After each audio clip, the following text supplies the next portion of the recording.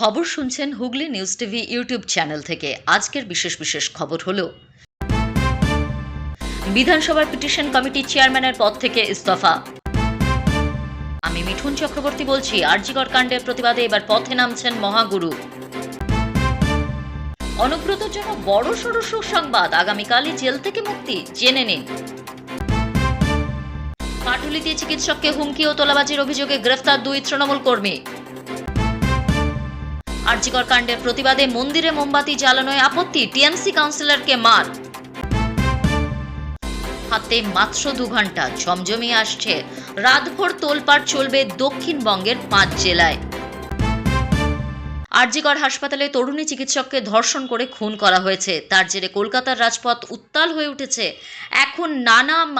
এখন নানা মিছিল ধর্ণা জারি আছে, সঙ্গে উঠেছে স্লোগান উই ওয়ান্ট জাস্টিস। আর এই আবহে বিধানসভার পিটিশন কমিটির চেয়ারম্যানের পদ থেকে ইস্তফা দিলেন রায়গঞ্জের তৃণমূল কংগ্রেস বিধায়ক কৃষ্ণ কল্যাণী। কদিন আগে বিধানসভায় এসে স্পিকার বিমান বন্দ্যোপাধ্যায়ের কাছে নিজের পদত্যাগপত্র দিয়ে যান তিনি। তবে কৃষ্ণের কাছে পদত্যাগ তৃণমূল কংগ্রেসের পরিষদীয় দলের কাছে প্রত্যাশিত ছিল না। এই খবর প্রকাশ্যে আসার পর রাজ্য রাজনীতিতে ঝড় বইতে শুরু করেছে। এদিকে আরজিকর হাসপাতাল নিয়ে 17 সেপ্টেম্বর সুপ্রিম কোর্টে মামলার শুনানি আছে। সেদিন সিবিআইকে স্ট্যাটাস রিপোর্ট দিতে হবে। সেখানে আগ বাড়িয়ে পিটিশন কমিটির চেয়ারম্যান পদ থেকে ইস্তফা দেওয়া বেশ তাৎপর্যপূর্ণ।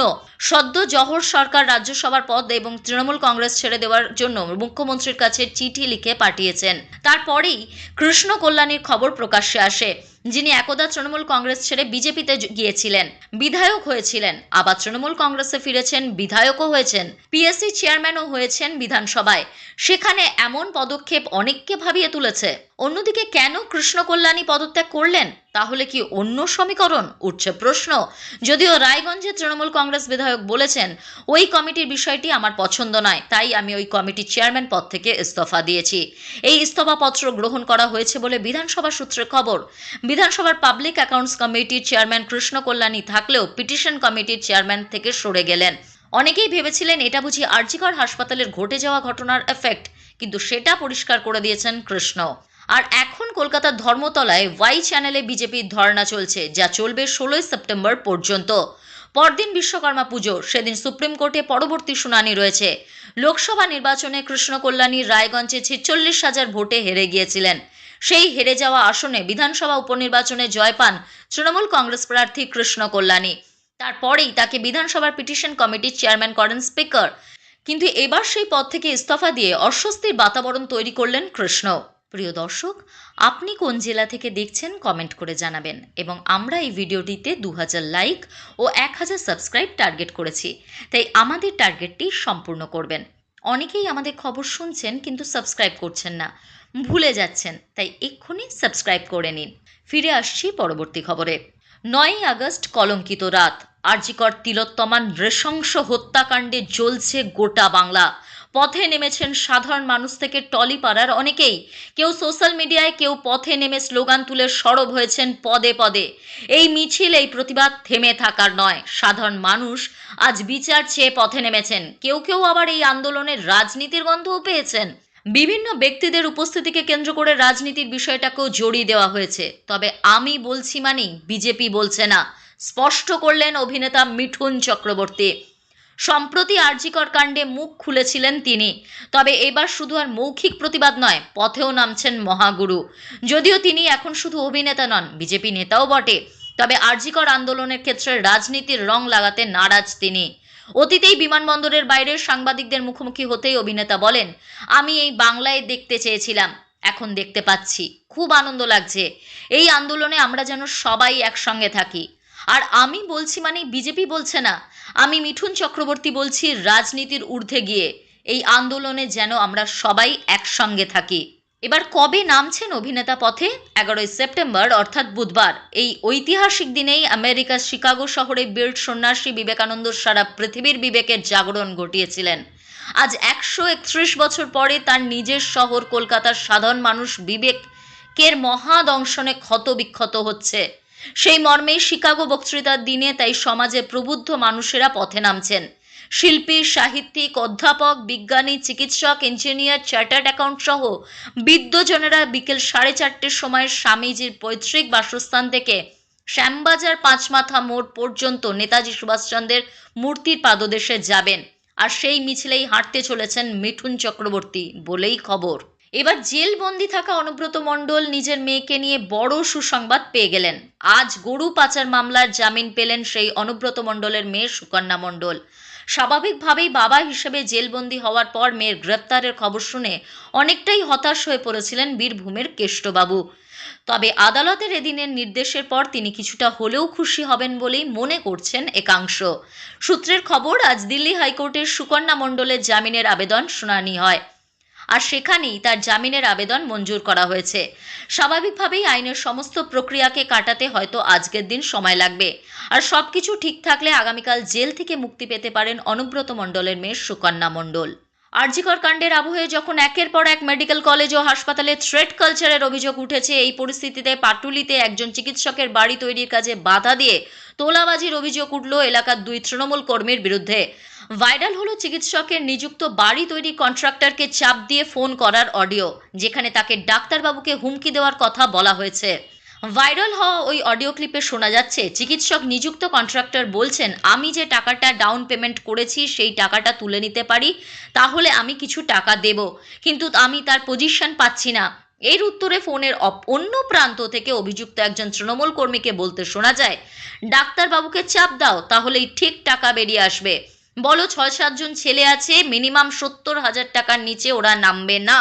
এই বিষয়ে পাটুলি থানায় ওই চিকিৎসকের লিখিত অভিযোগের ভিত্তিতে তোলাবাজির অভিযোগে গ্রেফতার করা হয়েছে 2 তৃণমূল কর্মীকে। ওই 2 তৃণমূল কর্মী হলো ক্রান্তি জানা ও পলাশ নস্কর। ধৃতরা কলকাতা পুরসভার 110 নম্বর ওয়ার্ডের কাউন্সিলর স্বরাজ মণ্ডলের ঘনিষ্ঠ বলে স্থানীয় সূত্রে খবর। যদিও এই বিষয়ে স্থানীয় তৃণমূল কাউন্সিলর স্বরাজ মণ্ডলের সঙ্গে বারবার ফোন যোগাযোগের চেষ্টা করা হলেও তিনি ফোন ধরেননি। স্থানীয় সূত্রে জানা গিয়েছে, পাটুলি থানার অন্তর্গত গড়িয়া পার্ক এলাকায় নিজের পুরনো বাড়ি ভেঙে নতুন বাড়ি করার সিদ্ধান্ত নেন এলাকার এক চিকিৎসক। এর জন্য তিনি স্থানীয় একজন কন্ট্রাক্টর প্রশান্ত দাসকে বরাত দেন। এরপর ওই কন্ট্রাক্টর পুরনো বাড়ি ভাঙার কাজ শুরু করতেই তৃণমূল অফিসের ডেকে তাকে হুমকি দেওয়া হয় বলে অভিযোগ। কাজ এগিয়ে নিয়ে যেতে হলে ডাক্তারবাবুকে 1 লক্ষ টাকা দিতে হবে বলে চাপ দেওয়া হয় বলেও অভিযোগ উঠেছে। পরে 110 নম্বর ওয়ার্ডের কাউন্সিলর ঘনিষ্ঠ 2 তৃণমূল কর্মীর সঙ্গে কন্ট্রাক্টরের দরাদরিতে সেই টাকা কমে দাঁড়ায় 70,000-এ। সেই টাকা হাতে না পাওয়া পর্যন্ত কাজ আটকে রাখা হবে বলে হুমকি দেয় ক্রান্তি জানা ও পলাশ নস্কর। এ প্রসঙ্গে চিকিৎসক নিযুক্ত কন্ট্রাক্টর প্রশান্ত দাস বলেন, টিএমসি পার্টি ছেলেরা ওয়ার্ড থেকে বাড়ি ভাঙা যেখানে চলছে সেখানে এসে আমাকে বলে, তুমি ওয়ার্ড অফিসে এসো, তোমাকে কাউন্সিলর ডাকছে। বলে, তুমি কি জানো পুরসভার এখন নিয়ম হয়েছে, বাড়ি ভাঙার ফলে যে রাবিশ বের হচ্ছে তা পুরসভাকে দিয়ে দিতে হবে। ক্রান্তি জানা বলে, আমাদের পিছনে অনেক ছেলে আছে, মিনিমাম 1 লক্ষ টাকা দিতে হবে। এরপর ভাইরাল হয় কন্ট্রাক্টর প্রশান্ত দাসের সঙ্গে এক তৃণমূল কর্মীর ফোনে কথোপকথনের অডিও। তাতে এক তৃণমূল কর্মীকে বলতে শোনা যায়, ডাক্তারবাবুকে বলো যে পাড়ার ছেলেরা কাজ করলে ওরা প্রফিট করতো 1 লক্ষ টাকা, এখন অন্তত 70,000 টাকা দিতে হবে, তাহলে কেউ কাজে আপত্তি করবে না, কেউ আটকাবে না। এর উত্তর প্রশান্তবাবু বলেন যে তিনি ডাক্তারবাবুকে সব কথা খুলে বললে তিনি বলেন, আমি ওদের সঙ্গে বসে আলোচনা করে নেব।